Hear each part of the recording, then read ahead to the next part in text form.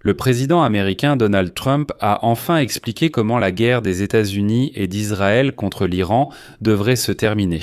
Même malgré cela, les perspectives de sa fin restent floues. Néanmoins, d'après les déclarations de Trump et de ses responsables, ainsi que de la façon dont cette guerre évolue, dans cet épisode, nous examinerons quels scénarios concernant l'Iran sont actuellement à la disposition de Donald Trump et comment la guerre en Iran pourrait se terminer. Je m'appelle Alexei Petchi, c'est mon projet personnel Théorie du complot, dans lequel au contraire nous démystifions le complotisme et essayons de trouver la vérité. Et nous parlons aussi de processus géopolitiques complexes, mais avec des mots simples.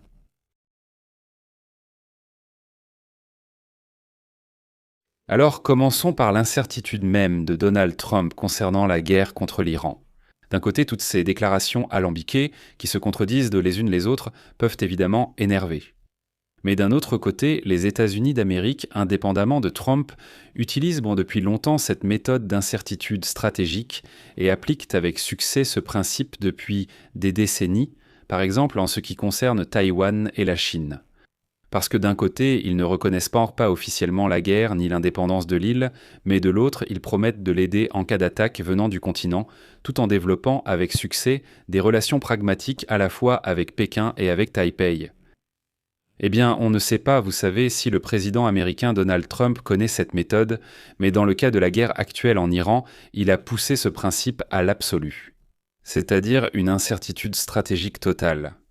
Quoi qu'il en soit, on ne comprend absolument ni les objectifs de la guerre, ni les méthodes possibles pour la poursuivre, ni comment la terminer, ni même ce qu'il faut considérer comme une victoire, et ainsi de suite.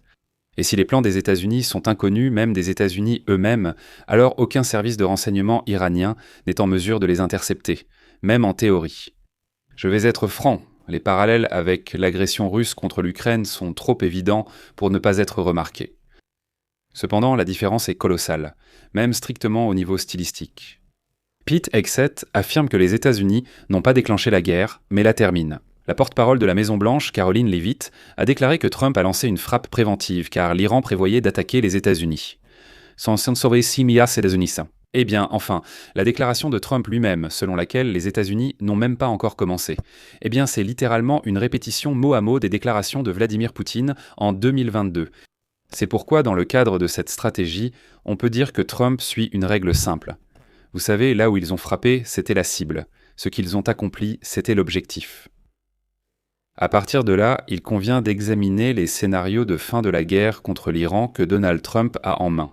Et en réalité, il n'y en a pas tant que ça.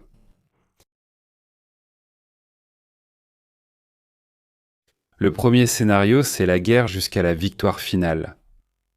L'Iran refuse obstinément de capituler, continuant de riposter et de tirer sur ses voisins tout autour. Les arguments balistiques les plus sérieux pourraient aussi être réservés pour la fin, lorsque la défense aérienne ennemie sera déjà épuisée par les attaques de drones Shahed.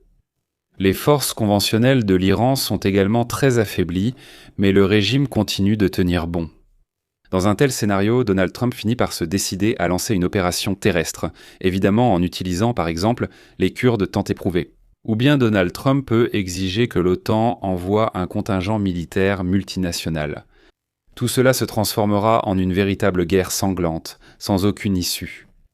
Et même dans le cas d'une victoire finale des soi-disant gentils sur les méchants, comme en Syrie, l'Iran restera longtemps une source d'instabilité dans la région.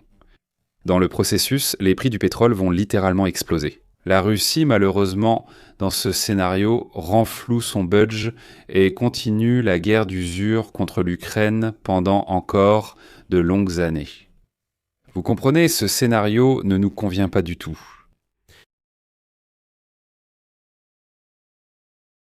Il existe aussi un autre scénario.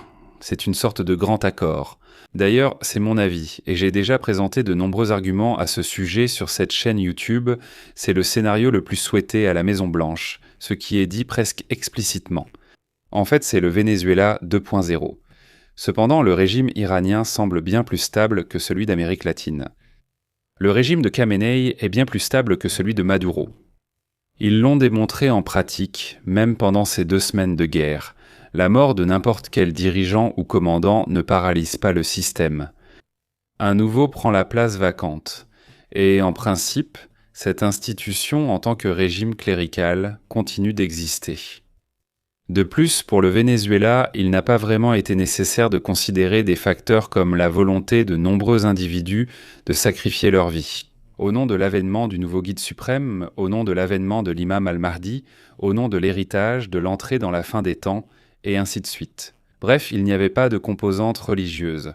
C'est ce point que Trump et son équipe de géopoliticiens dirigés par Steve Witkoff ont peut-être négligé.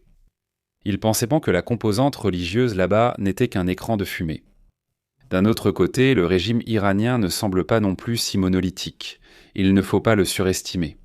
Après la mort de l'ayatollah Ali Khamenei et l'élection de son fils comme nouveau dirigeant, le pouvoir est de facto passé à l'élite militaire du corps des gardiens de la révolution islamique. Et selon plusieurs signes indirects, on peut conclure que d'autres factions plus modérées de l'élite iranienne ne sont pas ravies d'un tel tournant des événements. Par conséquent, potentiellement, ces autres élites sont ouvertes à la négociation. Autrement dit, dans tous les cas, il reste en Iran une certaine opposition composée de réformistes, de forces politiques plus libérales, et ainsi de suite, avec lesquelles on peut essayer de négocier. Seulement s'ils parviennent, d'une manière ou d'une autre, à prendre le contrôle de la situation. Pour l'instant, les positions des gardiens de la révolution semblent solides, rendant la prise de contrôle difficile. Pour l'Ukraine, le scénario d'un grand accord pourrait également s'avérer être le meilleur parmi les options possibles. Surtout si l'Ukraine prend en compte l'arrivée sur le marché mondial des énormes réserves de pétrole iranien. Mais même le déblocage du détroit d'Ormuz en soi fera baisser les prix mondiaux du pétrole. C'est un avantage pour l'Ukraine. En conséquence, le flux de pétrodollars vers Moscou diminuera, et c'est une excellente nouvelle. Et puis, le scénario le plus terrible pour les Alliés, c'est la guerre, disons, une guerre externalisée, c'est ainsi que je l'appellerai. Mais soyons honnêtes, ce n'est pas la première fois que Donald Trump abandonne ses alliés à leur sort. À ce sujet d'ailleurs, les Kurdes pourraient en dire long, mais pas les Kurdes irakiens ou iraniens, les Kurdes syriens. Eux, ils peuvent prévenir leurs collègues que, vous savez, Trump peut les laisser tomber. Et on peut supposer, je souligne supposer, qu'à un certain moment, les intérêts personnels de Donald Trump et les intérêts des États-Unis d'Amérique pourraient le passer avant les intérêts et les liens des États-Unis avec Israël et les monarchies du Golfe Persique. Donald Trump a les élections au Congrès qui approchent. Si les sondages sont assez convaincants pour Trump et lui font réaliser la catastrophe possible pour les républicains au Congrès, les États-Unis pourraient donc se retirer de cette guerre. Encore une fois, aucun objectif n'a été annoncé. Quel est le but de cette guerre ? Il n'a pas été clairement défini, donc tout peut être un objectif et la victoire peut se définir différemment. Il est évident qu'en transférant toute la responsabilité de la poursuite de la guerre à Israël et aux pays arabes du Golfe, Trump va ainsi se retirer de la guerre. Peut-être avec l'aide américaine en renseignements et missiles pour la défense aérienne. D'ailleurs, pour l'Ukraine, encore une fois, c'est le moment le plus désagréable dans ce scénario. Parce que le manque de missiles pour le Patriot, c'est un vrai problème. Si les États-Unis quittent la guerre mais soutiennent la défense aérienne, l'Ukraine recevra moins de missiles. Cependant, c'est justement ici que l'Ukraine, enfin, obtient des atouts, des cartes que Trump a jusqu'à présent obstinément essayé d'ignorer. L'aide militaire pratique aux monarchies du Golfe Persique, c'est une carte qui peut tout à fait être jouée, y compris avec la participation des Américains. C'est vraiment super que les pays du Golfe Persique s'intéressent maintenant à nos drones intercepteurs. En même temps, la région du Moyen-Orient continuera encore longtemps, sinon à brûler, du moins à couvert.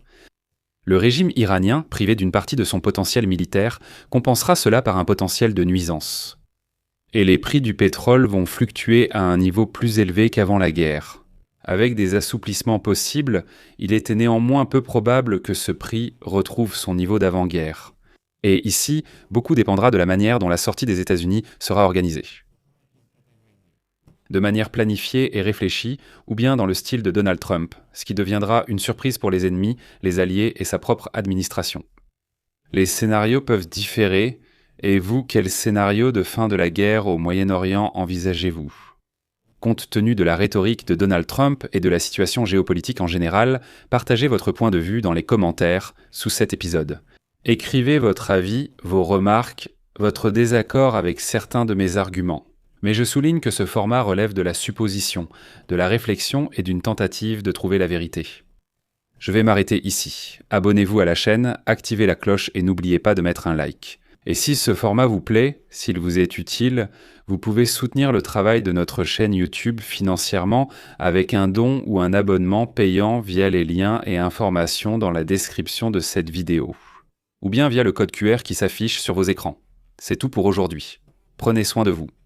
Au revoir à tous.